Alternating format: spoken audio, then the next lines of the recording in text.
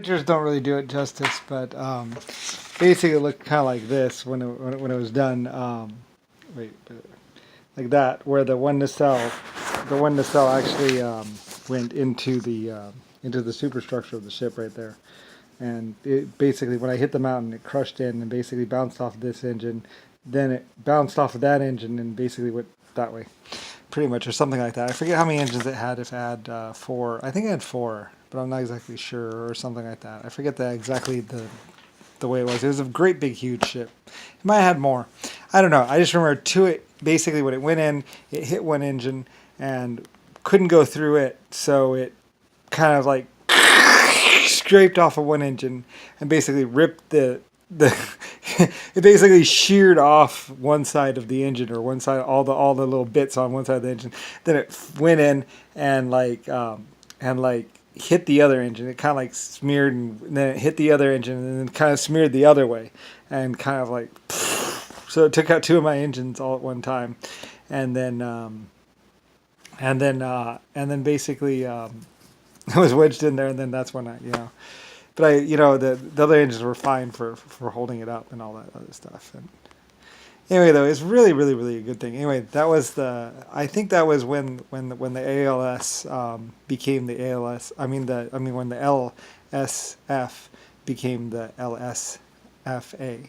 When it was on here I think that was the Earth landing, is when I sheared off the one thing.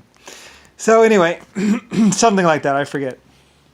That might have been Anyway, and then another planet, like I say, but I didn't break the engine mounts that time. So the other time when I landed, I broke the engine. When it landed, it fell a little hard, and so and the cones like filled up with mud or something. I don't really remember exactly the details of it, but basically I crushed the cones a little bit, and pretty much then I broke the mounts on the engines, and the engines basically shoved up into the fuel tanks, and then then I fell over and went. And they said it didn't really change the shape of it much that time. So because the water kind of cushioned it or something like that. I think I landed in water. I'm not exactly sure. And that was pretty much, they said, one of my softest landings in that ship. Like I said, it was actually supposed to land on its mounting struts or whatever. That's what those four little bulbs were, because basically one hinge. It went into one side, like one bulb. Like there's the one bulb.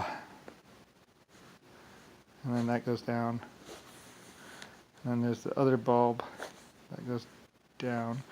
And then there's this little like swedge thing which goes to there.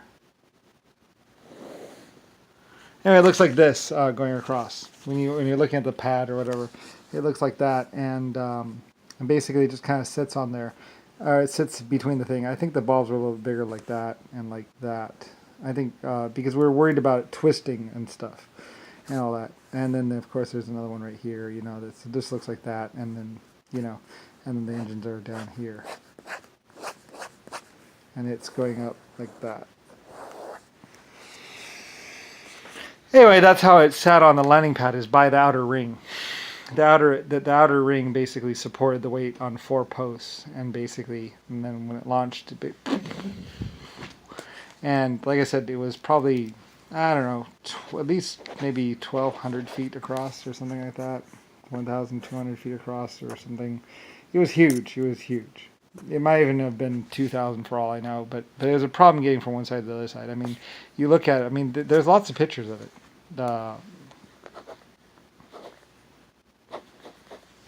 LSF. So anyway, that was my ship, pretty much. It was my colony ship. And I designed, built it, paid for it myself. And, from always smelting and stuff like that. It was made out of depleted uranium and was legendary. And responsible for colonizing 36 to 120 human colonies, basically, and also several other colonies of insectoid and exoskeleton, and also 1.5, I believe. I also, I would take anyone anywhere, because I love the company. I'm a ship. I was a spaceship, so space was my life. I mean, my whole existence was space. So, and I had a really nice spaceship to do it in. I just burned water and alcohol. And it was also mostly because I had so much water.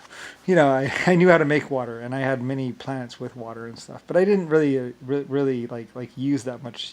Basically, well, we used the water for other things too. The oxygen in the ship and all that kind of stuff. Anyway, and all kinds of other stuff. And that's another thing is we also use the oxygen and the alcohol motors for other ship systems and all that other stuff. Anyway, my torpedoes use the same kind of engine, so. Anyway, yeah. So, and then I had the SR-71s the LSF 71 landing crafts and stuff like that.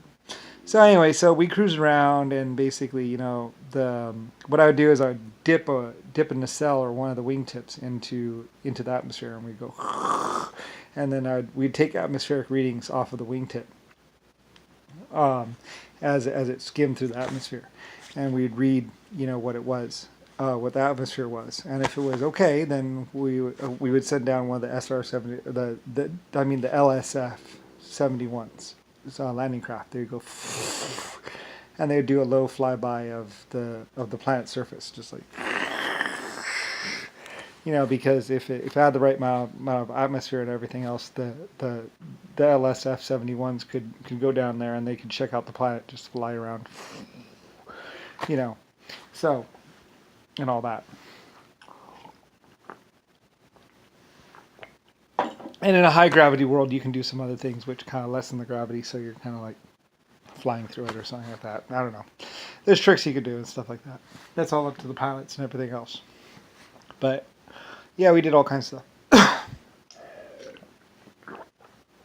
Anyway, like I said, I'm very much legendary. LS.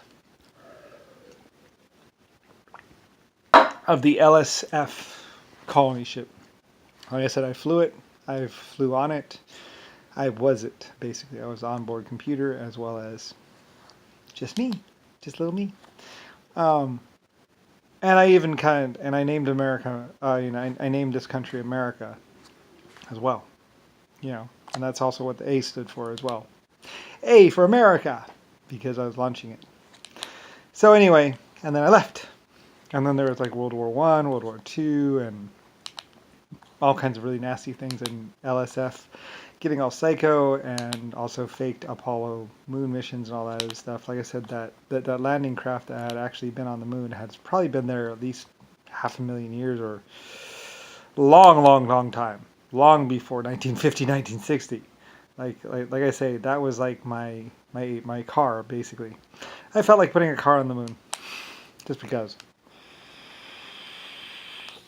Because my metal had designed and built cars, so. Anyway, so like I say, to stop the children from fighting over me or fighting over my stuff, and because it wasn't really fair for Earth to keep all the everything.